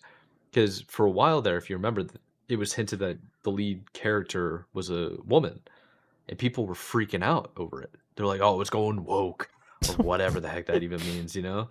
Uh, and I, I mean, at the end of the day, it's like gangster's paradise kind of. That's what GTA's Pretty always been, man. It's just much it. yeah, story driven, handful of people doing crime. So I mean, yeah, it's story driven, but it's like satire turned up to 11. It's like it's Oh, yeah, against it society, maxed out. against common norms, and all that. Like Yeah, always been that. and it makes fun of itself too. If you Yeah, like listen to the radio and stuff, it just makes fun of yeah. itself as well. It's so good. I mean, yeah, it's all satirical hyperbole. A lot of it, which I Yeah, mean, I think a lot of people, most people that play the game love it. So, and I I would agree. yeah, I think there's portions of people that love it because they think like that's how they actually feel and that's how they actually think. So they're Yeah, like, "Oh, I finally found a game that represents how I feel." But yeah, it's like you don't it understand. validates me. You're the yeah, but you're the joke in the game. Like you're a Like part of it, that's buddy. Get out of your own yeah, head. like they're making fun of you, but You're not it's above just anybody. All right. yeah, it's just different, man. It's silly in my eyes, but it's cool. Yeah. Amen. It's about to gross 2 billion. So here we go. Yeah, Yeah, it's gonna be crazy. The budget's highest budget video game ever made up until now. So yeah. I mean, as it should be. It's well adjusted. It's kind of sick. it better not miss. I'm not gonna speak into existence. But you know what has Probably been won't, missing right? and needs to stop missing? Oh, buddy. All right, we're Epic Games. Alrighty. Epic Games, the wonderful world of Epic Games. Back-to-back articles from me from Eurogamer. This one's from Chris Tapsell. He is the deputy editorial director. We've read a couple of his articles. Is pretty good. This one I'm mostly excited about just because somebody also knows my frustration with the Epic Games launcher. One of the reasons why I didn't like playing Fortnite was because of this crap. Straight from the So horse's let's get mouth. into it. Yep. All right, so the launcher sucks. Let's call it what it is. Epic Games Store boss says, in promising a year of big improvements in speed, new forum type social features, more and more. So, yeah, I don't know who even knows what a forum is that plays Epic games, but whatever. Are you saying they're all Gen Did Alpha? you ever use, dude? Did you even use a forum growing up? Genuinely, I mean, I probably read some forums. I never participated in any. But Oh, yeah, see, I did. Like, I I was see, deep in the not me, trenches. not me, man. Culture's a little bit different for the Halo kids, though. It's true. Um, yeah, maybe that's why I think everybody hates gamers because I was a Halo kid. They just hated me. All right, anyways. Epic has released its usual stream of annual stats for Epic Game Store, including a big release in third-party spending with the confirmation of notable drop in Fortnite playtime. But alongside with the publisher, developer, engine maker, and storefront owners also promising some major improvements to the oft maligned store itself. So the headline improvements come in from the form of much better speed, more features, noticeably social ones from player to player, and a cross-platform library between your PC and your mobile phone. Congratulations, that's what Xbox has had for the better part of 8 years. We have a lot of things we need to fix, admitted Epic Games Store Vice President and General Manager Steven Allison said during an interview with Eurogamer. He continues by saying, we have needed to fix them for years. Thank you for acknowledging that, please. We've been really focusing on developer tooling and all the things we do there. But last year, we finally started to point more of our resources towards player experience stuff, all the things that our players have needed, wanted, and all critics rightfully take us to task on. You know what's actually kind of interesting? Now that I'm more, so I do engineering and I do basically production level design documents. Um, this is kind of interesting here because I could see from a manager perspective why you wouldn't care about the launcher Yeah, because it, you, the customer doesn't pay for the launcher. It's built in. It's something you can download for free so that you can play the games that they pay for. So from a managerial standpoint, you view the launcher only in the viewpoint of get them to be able to launch the game for what they paid money for. yeah, Don't allocate resources because resources means people. People cost money. and developers are very pricey. So you need to have like the amount of problems that they have with the game launcher and just being what it is now, so bare bones kind of crap. You're going to be grabbing like what? How many? You're out in the Raleigh area. Raleigh's kind of a tech hub now. Average salary there for like probably a mid tier to senior level developer to probably clearing like 120K. You're probably going to need like at least a team of 6 working on this to make sure it doesn't bog down and freaking break, plus QA, plus marketing, plus all this other kind of crap. That's like, that costs a significant amount of money, maybe like $1 million just to fix the launcher. And people ain't paying money for that. So I could see like bottom line level, Epic Games not wanting to do that. Like actually spend money to fix their products. I don't know if you had a thought on that. You are totally right, like completely right. My only argument as a consumer is like, you're freaking Epic Games, dog. You made Fortnite. You know how much money you literally like poop out money, like on a daily basis. You have so much money. Yeah. Like you have an engine that's widely used amongst the industry. Like you have so much money, not just on Fortnite from your engine, all that. Like I get it from a business standpoint, but also like you print money. You're worth $1 bajillion, literally. Like I think you could devote a small team to improve the launcher, which could entice people to use your launcher more, buy games on your launcher, improve your service more, and get more customers. Like there's business incentive, I feel like, to make the launcher better, and they've like put it on the back burner. Like you see me use Epic Launcher for Fortnite, that's about it. Like I'm not sitting there, and like when I'm buying a game, I'm still going to Steam as like my way to buy games. Like I haven't, like when I bought KCD2, I had 2 options because it was on sale, like multiple places. I had Steam and I had GOG. So I was like, okay, DRM free, like sure. I was like, Steam, it tracks my progress, it tracks my time to play, it tracks, gives me achievements and all that. Like I haven't done anything wrong with my Steam, so like, yeah, sure, I'm just buying the license, but so I bought it in the ecosystem of Steam, right? Like never in a million years would I go to Epic Games to buy my video games in this day and age. And so like, if they made the launcher better, made the ecosystem better, could you get more people to come and play games, use your launcher, and buy stuff on your platform, you make more money? Like, there's an argument, I think, either way. Like, there's the argument of, like, yeah, it's not worth it.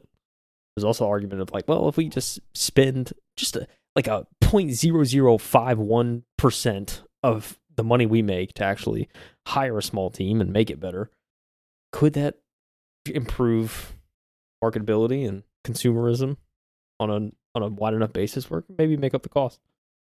I mean, clearly, look, I'm just a consumer. They probably did this research, and they're probably like, yeah, it wasn't worth it. Like, I'm sure they did. So, like, I'm probably, like, speaking to a brick wall because, like, they're just like, what is this guy saying? Like, we already did this. It's clearly not worth it. Like, the dude doesn't understand. Cool. But, like, hey, man, I know it's America, right? Like, corporations, man, we got a meritocracy. You just gotta find ways to make money. And if you're not making money, if you don't make dollars, it don't make sense. So it is for all these companies, and I get it. But it's like, man, dude, you just print money, dude. Fart it out on a daily basis. I agree with you. Here is where I pivot. Okay, your argument makes perfect sense. So long if Epic Games produces a multitude of different games. Like produces as in not publish, but develop. We're talking about like within the Epic Games studio, actual resources of people developing software, games, and the launcher that we're specifically talking about. So let's do a bit of a trivia thing. And I just Googled it because I wanted to make sure that I was speaking truth here. What do you think is the last game that Epic Games has developed? Fortnite. That wasn't in Fortnite. That wasn't in Fortnite. Because remember, they made Fortnite its own game development software. Yeah, they Robloxed it. Yeah. Yeah, they Robloxed it. And they also have Unreal Engine.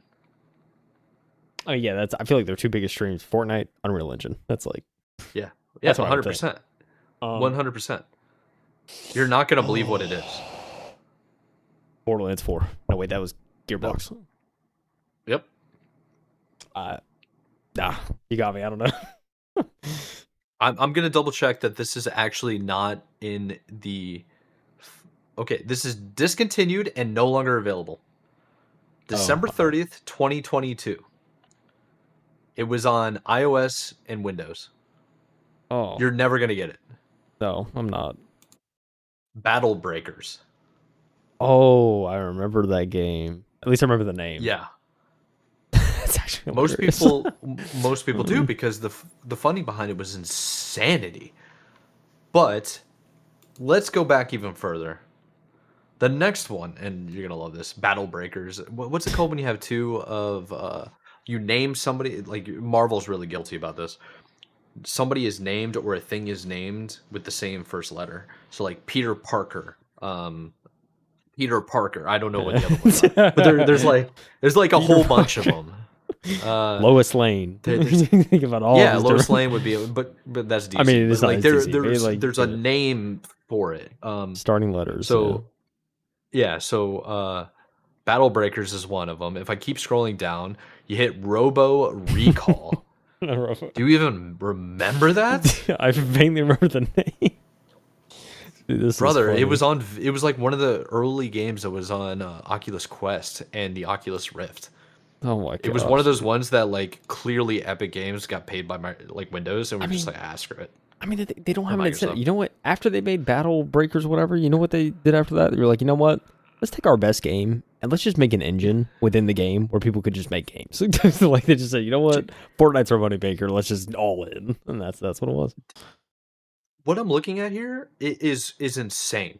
You have Shadow Complex Remastered. I don't even remember that. December 3rd, 2015. If I click on this, oh, I actually do recognize that logo. But that's because I'm perpetually online. Oh, it's like a side scroller almost. Okay, cool. You can probably play that on a mobile game. But then after that is Infinity Blade 3, which some people might remember. Um, that was on this September 18, 2013 that got released. And then you have Gears of War Judgment, Gears of War. March 19th, 2013.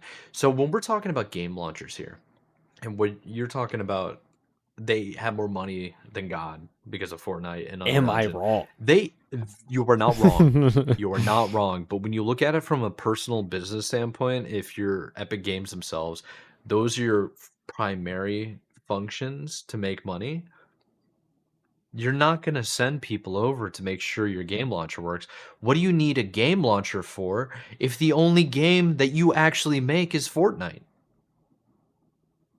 And don't come in here start saying, "Oh, I play Lego Fortnite. I play Rocket Racing." That's just Fortnite. Like It's still Fortnite. You're it's launching the same it game. act it literally. Oh my god. Oh my god. I just had an epiphany. Holy crap! I just had a brain blast. Do you play Call of Duty? Yes, Okay. I haven't played in a while, but yes. Activision Blizzard Mhm. has a game launcher, Battle.net. Oh You my. log into Call of Duty, which opens up the Call of Duty game launcher, which opens up 8 other freaking Call of Duty games that you can go launch from. How is that any different than Epic Games Launcher to Fortnite to then picking, do I want to play Battle Royale? Do I want to play Rocket Racing? Do I want to play Lego Survivor bullshit? You know what I mean? So what I'm saying, Call of Duty is Fortnite. I mean, all right, guys. That was the episode this week. I don't know if we're Yep. gonna do another one. That actually might be the end of the show forever. All right, goodbye, guys. I feel like I'm speaking facts. Hey, man. I mean, yeah, you're not wrong, dude. If you start the second I see Call of Duty just full send and say, you know what, you can make a jump scare haunted house map in Call of Duty. We'll give you the engine. Like, then I know it's coming. I know they've know it's over, man. You know what's actually hindering Call of Duty from doing that? They have like 18 freaking studios building the game, and that's why it never functions. Dude, it's just like, to what end are Every we time I going? load up, I have to update like 5 different things. Yeah, dude, It's insane. you launch, it's like, all right, update, playlist update, click off my Yeah. game. Yeah. And then Update. Oh, by the way, you have to launch your computer in safe mode. By the way, you have to launch it in this super hyper realistic lockdown in the BIOS because we don't know how anti cheat works. It's like, bro, I'm like bottlenecking my own software, and it makes me want to bottleneck my freaking head through a freaking window. By the way, here's 32,000 shaders you have to load before you can play. Every time, and God forbid you load in accidentally and you don't download them. You like Roblox now? Let me share an experience with you. The game will not work. It'll break. It'll be laggy, and everything will be unseeable. It's honestly what I look like what I see when I don't have contacts in. It's a wrap. Honestly, I think Do we even continue the article? I think for the rest of the time, I'm just gonna be on the vote of the listen, dude. Time to kill COD. That's it. Seen it. Just kill it. All right. Anyways, we're talking about the game launcher here and why the Epic Games boss is basically saying they're not Call of Duty. Let's get into it. We got a lot of stuff out of the door. This is, by the way, to recap. This is Steven Allison, the general manager and basically vice president of Epic Games, talking. We got a lot of stuff out the door last year, with more Fortnite, whatever. But and this year is going to be probably the best year for the stuff on the big rocks. And the big rocks are the launcher sucks. Let's call it what it is. It's really slow. It makes calls to our back end services to refresh every time you click around, and depending on your connection, you'll have to wait a couple of seconds, and that just doesn't feel good, especially when people are comparing and contrasting the dual using one that doesn't do that, aka Steam, Xbox Game Launcher. They consolidate everything now, so you don't have to worry about half this crap. Work on the architecture started in November 2025, he says, and is making great progress. We're basically pulling the guts out, putting new guts in. Those speed improvements should appear for players around May or June, according to Allison. And Epic's official press release states this summer. It should start to feel good, be faster, and people be like, holy, it doesn't suck so much, and that will be a win for us. There's a pretty candid acknowledgement from Allison, who seems well aware of the criticism Epic has faced for its user experience. Another of those in the Epic Game Store's lack of functionality compared to its main rivals, such as Steam, is also now finally being addressed. He went on, we have no social framework in the store like other stores, even console platforms, which have the ability to communicate with friends. We just kind of stripped that out during COVID and never brought it back. As a result, Epic is set to bring community spaces to the Epic Game Store, adding avatars, player profiles, and private messaging to cross-platform text chat, and adding voice chat and game independent parties from Q2 this year. Allison noted that this is coming in May, to be precise. It's only a few months away. A cross platform library will come in the autumn, along with new library management functionality, region specific storefronts, and a launch of the store in iOS in Japan in March and Brazil in June. All this marks the first proper step towards addressing some of the many player facing issues that have been raised by users over time, from those lacking social functions to wider community features such as user reviews. One more that's set to arrive per Allison. That should go down especially well amongst the internet users of a specific age, missing the bygone era of static, non-messaging, non-instant messaging communication, a kind of forum type experience, as he put it, which is set to arrive in test form later this year. That just sounds like it might be Discord, to be honest. Like, Direct text yeah, I mean, like, communication. listen, I'm pretty sure Steam has like a voice party thing that you can use, but like nobody knows Yeah. that because guess what? Discord. Like, I don't know. If you're using this on PC, it's like, I mean, everyone's gonna use Discord. I feel like it's. I mean, look, you want to talk about something that's not worth working on? It's that. Like, you can do like Yeah. social, whatever, friends and stuff. I just feel like it's like nobody's gonna use that on PC. Everyone's just gonna use Discord. It specifically mentions here about user specific age or something like that. That makes the most sense. If you got people that just have entirely grown up on playing nothing but Fortnite, because you could absolutely do that. Yeah. You could be like born, or you could be 9 years old in 2018 whenever Fortnite launched, and that's just been your daily driver for the better part of like 8 years. Gosh, That yeah. is totally feasible because the game has gone through Wow. so many different iterations. It maintains popular culture relevancy. You have pros playing, like professional athletes, not just like pro players. You have a comp scene. You have concerts in the freaking game. The game now has the ability to make other games. So I could see it being its entire ecosystem. There's 100%, probably, I would guess, a large population of people, like gamers, in a certain age group that have never played any other games besides Fortnite. I just think 8 years. I think about when I was back in college before class, I would play solos on Fortnite in my dorm room, like in my apartment or Yeah, wherever. I would just. It was 8 years ago. just a grinder. Oh, 8 years ago. Dude, I that was sorry, 8 I years coached you. ago. That was 8 I years, coached you, dude. bro. Oh man. Yeah. And yeah, there's people. Yeah, you're You don't totally right too. There's probably kids that just that's all they know. you don't want to know where I was 8 years ago. I'll tell you that. If you want to feel old. Yeah, but yeah, I think that's kind of before we write it off completely, we need to start thinking about it from a perspective of the original audience or the population that's on Fortnite.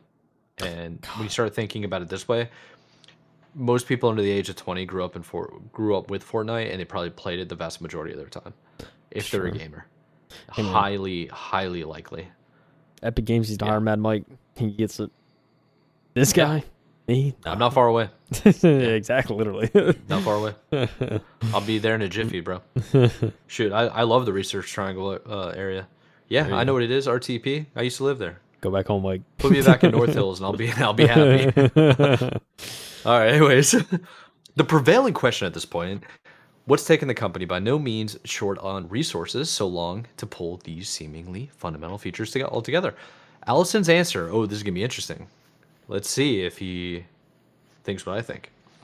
Allison answers was that it was a two-sided marketplace and super complicated and hard at first, and the store's sheer number of users on launch, approximately 30 million users in the first 14 months, meant primarily focusing on the developer side.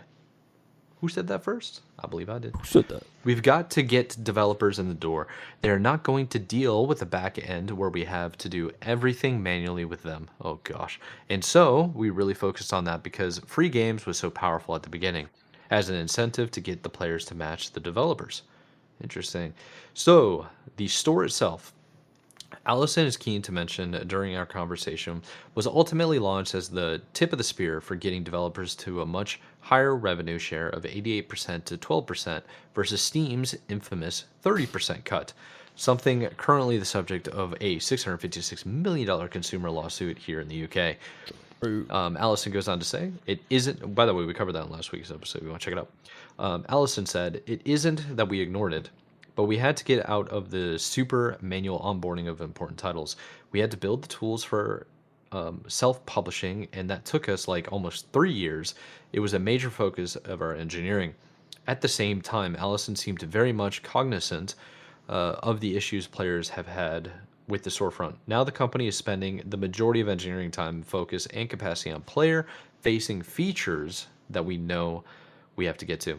So the criticism is all fair, he continued, citing a particular blunt subreddit, r slash f Reddit. Or There F are people Epic. that feel that way, and we respect that, but we know that the players are going to be happy when those features show up, and we just gotta knock them out. And so I hope, like 2 years from now, we're not really having this conversation anymore. The multi-platform stuff is cool. The social stuff maybe is better for anyone's doing.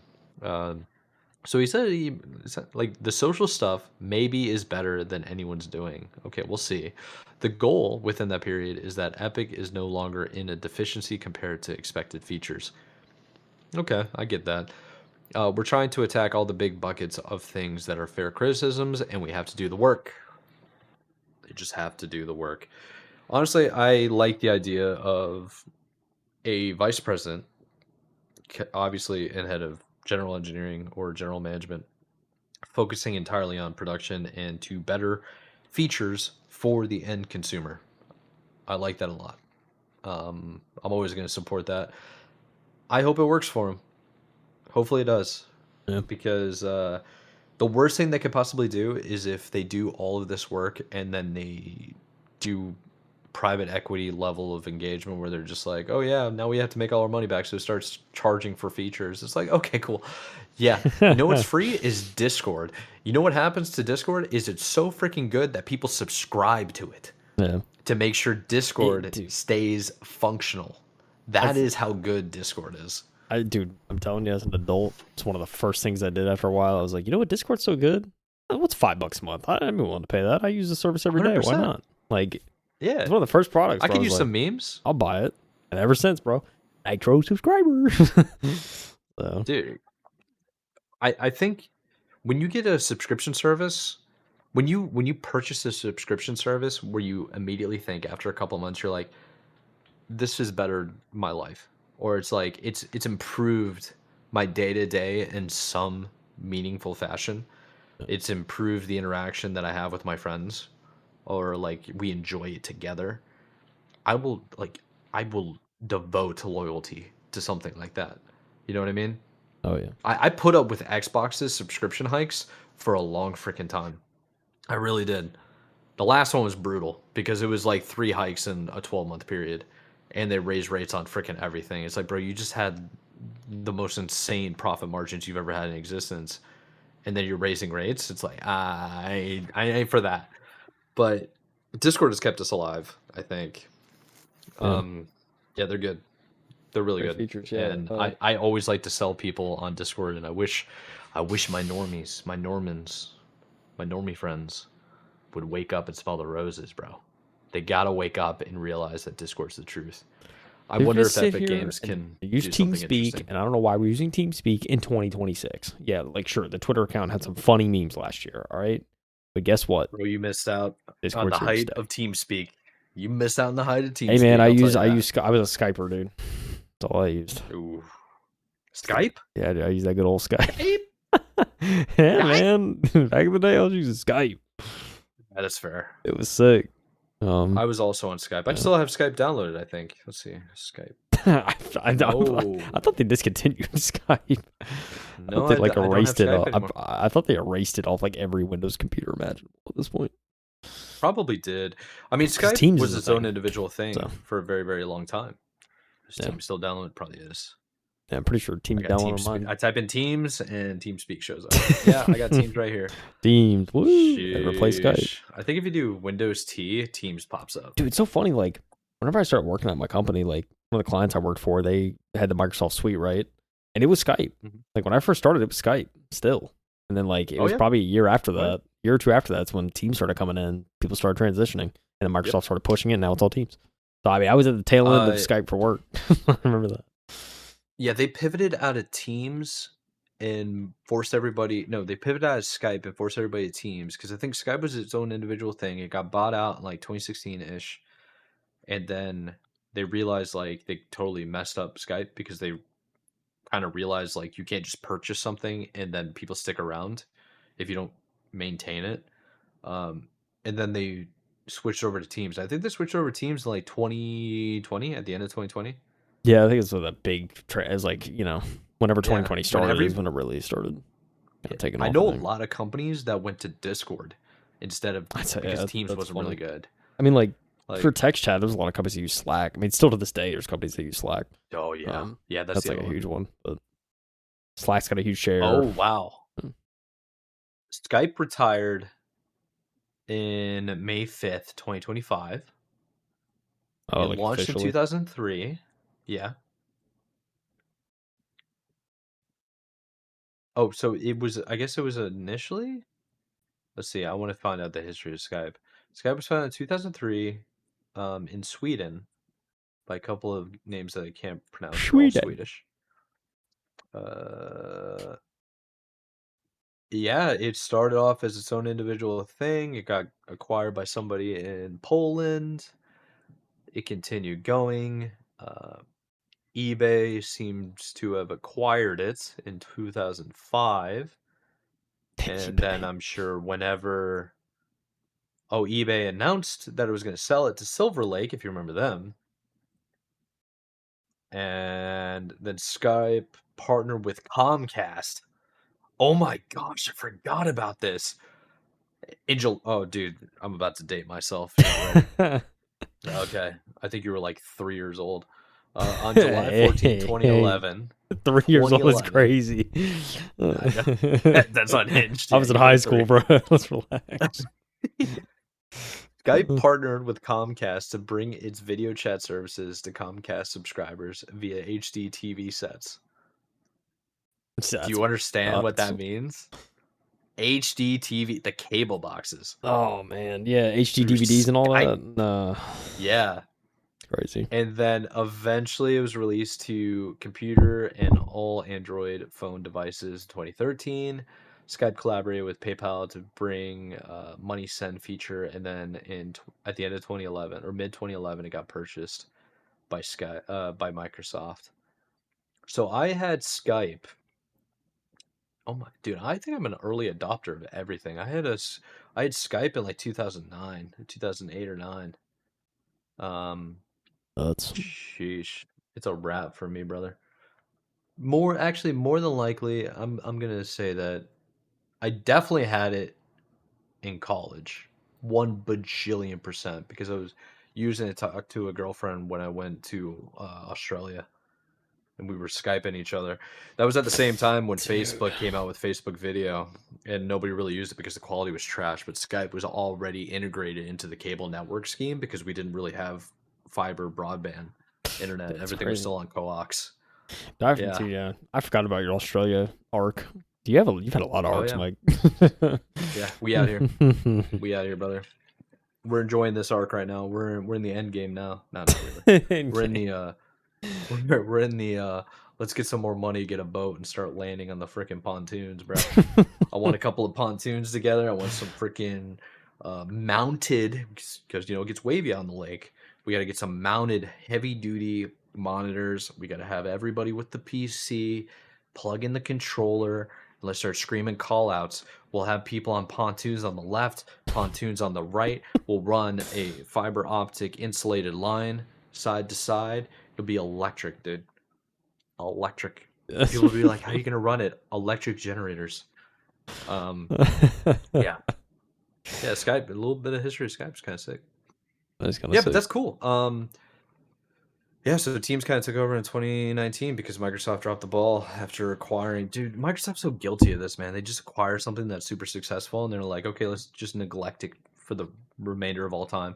Hey, I got an idea that we came up with this AI program, voice chat program that's like super intuitive and helpful. It's called Cortana, named after the Halo character. And by the way, we're just never gonna do anything with it until ChatGPT takes it over, and then we're gonna disband Yeah. Who Cortana needs and then Cortana? make Microsoft Copilot. Copilot. Yeah, and it's like it's the same crap you keep doing. Like Teams was Skype.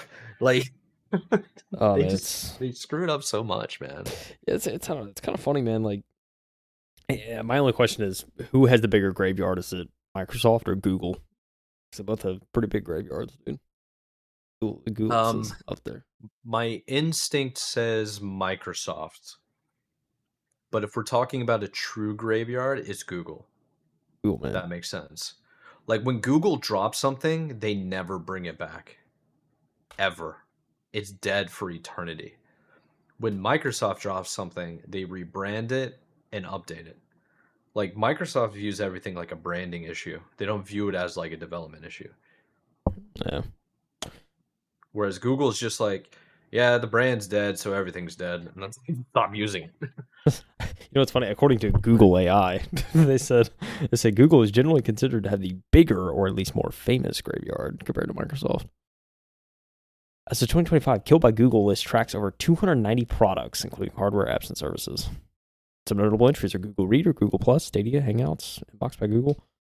Microsoft's size, while sometimes considered smaller in the public eye than Google's, Microsoft's graveyard is actually sizable and arguably older, covering decades of software development. Some notable entries are the Windows Phone, everyone knows that, Internet Explorer, RIP, MSN Messenger, Group Music, Microsoft Lens, Mixer. I forgot about Mixer. Oh, Okay. man. Oh, okay. Hear me out. It's graveyards, All right, man. Mixer's the only one that's truly dead.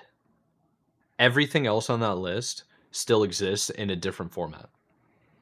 It's rebranded. I see. Yeah, it's under like I have my phone literally connected right now. I think they call it Phone Link. Phone Instead Link, of Windows okay. Phone, it's Phone Well, Link. no, Windows. Internet What about like Explorer physical Windows is phones, though? You know what I'm saying? I think that's what they're referring to, right? Because Windows Phone isn't a software anymore, right? You remember, like, well, I had a Windows Phone. It was dog meat. That thing sucked. I had it for like a year, and I was like, I'm out. Give me an iPhone. you could do the same thing on Skype though. So you use Vonage at work by chance? A lot of No, companies do that. no, we You don't. know what Vonage is? I've heard of Orange. Yeah, we don't use it. Okay. So Skype had it too. You basically have like a hardwired line number, but you can call through anybody that's working Oh telecom no, but sales like, will have this as well. what I'm talking about, like the Windows Phone, like the software mic for Windows Phone, like it was Yeah. separate from Android, separate from Google. Well, it's Yeah. probably a version of Android, but like separate from Android Marketplace, separate from iPhone, like Okay. Windows So Phone. That I'm all pretty right, sure I'm, is I'm dead, mistaken. dead. I think that is like Yeah, long I think dead. that's dead. Cause I had, Yeah. dude, it was bad. I had it for a year, dude. I see why I died. I mean, you just had no apps, no support. Like, it got no third party support from like any marketplaces or anything. It was bad. Yeah, it wasn't worth their time. Yeah, Yeah. it just wasn't. So yeah, it's Yeah, they couldn't compete. dead. So that's dead. Internet That's definitely Explorer is dead. just Edge. Yeah, it's Edge now. It's Edge. Which is Um Chromium, so it's Chrome. MS, yeah, I MSN mean, Messenger, dude. MSN. What It's even like is it's almost like reminds me of AOL. I know it's not AOL, but it's kind of like what replaced MSN Messenger? Did you ever use MSN Messenger? no, no. I remember Well, being on MSN like Messenger kind of I remember failed I and then remember turned being it. on Yeah. AOL chats when I was like really young, and I was so young I couldn't type fast. And there was people I would like. It was like on my grandma's computer because she was always on AOL Messenger because like she just had nothing else to do. So like I would hop on like whenever I was at her house. I would like hop on sometimes. And there's a couple times where I was on, and they would ask me like how old I was and stuff, and I was like too scared to say, so I just like walk away. Yeah. I was like I ain't Well, participating in this. so MSN Messenger, if I remember correctly, the timeline basically went the what's it called? The main timeline from Loki. The Uh, I don't know. I can't. I There's a don't know. timeline, the gold timeline or whatever. But basically, it went like AIM Messenger, Microsoft bought AIM, and then it became. What does it say? I don't know what Google's telling me, man. Whatever. I don't Dies of it. Yeah, remember. I don't know. This is like a Uh, Loki's main. the I don't know. it's not Royal. It's not Hidden. It's something else. Anyways, yeah. So it went from MSN Messenger, then I went to Skype. Well, I think it went AIM, then MSN Messenger, then to Skype. Skype is now Teams. So it's like that's not completely dead. Sacred. There you go. Sacred Sacred Timeline. Timeline. Yeah. Highly recommend you watch Loki, by the way. Big Part fan. is good. Yeah. Anyways, the point I'm trying to make is I think Microsoft has more dead projects historically named, but they always replace it to keep it alive. Some of They them are just truly dead. they yeah, like the Xbox companion app was god awful. And now you have the Xbox Game Bar. It's like when Microsoft doesn't update, they rename it to a Yeah. level that they're like, yeah, that old stuff, that wasn't us. That wasn't us. Here's a different product we got Just for you. repackage it. Yeah, repackage it, rebuild. It's just like, bro, you just did an update. Why are we renaming it? It's very, it's kind of genius in a way, I guess. Yeah. Give it to Um, 'em. yeah. And then That's with Windows, they're like, oh, we got Windows 7, 9, 10, 11. So, like, come on. all right. Yeah. I'm Mike. Do you see how long this video is right now? See that? Probably should let him go. Oh, we're cooked. we We're probably should. cooked. Let's let the people go. We're cooked. Yeah. An hour 45 minutes. My bad, guys. We do appreciate you guys for tuning in. If you stuck around, we appreciate you because holy smokes, that's a long episode. There it is. Went by quick for us, I feel like. But we do have links in the description below. You can check out all the articles. You have timestamps below as well, and just links in general where you can probably find us and then yap at us and tell us to shut up more. Kyle, do you have anything to add? Nah, We've man. I been think yapping too long. I don't know. Yeah, we have quite a while, but a lot of it was off topic of the article. It's probably gonna just film an episode of just us yapping for an hour. Honestly, wouldn't be a bad episode, I think. I was having fun. Nope. All right, man. I will talk to you guys later. You'll talk to him later. This is BM2 Podcast. I'm Michael Lansing. That's Kyle Heath. We appreciate you guys. Keep gaming. We'll see you in the next one. And most importantly, enjoy COD Ranked, Nintendo Direct, and there was another one. What am I forgetting? Am I forgetting something? I don't know. I don't know. I don't know. Super We'll figure Bowl it out weekend if later. you're into football. Oh, yeah, that's true. There you go. All right. See you guys. Thanks for joining us. Bye.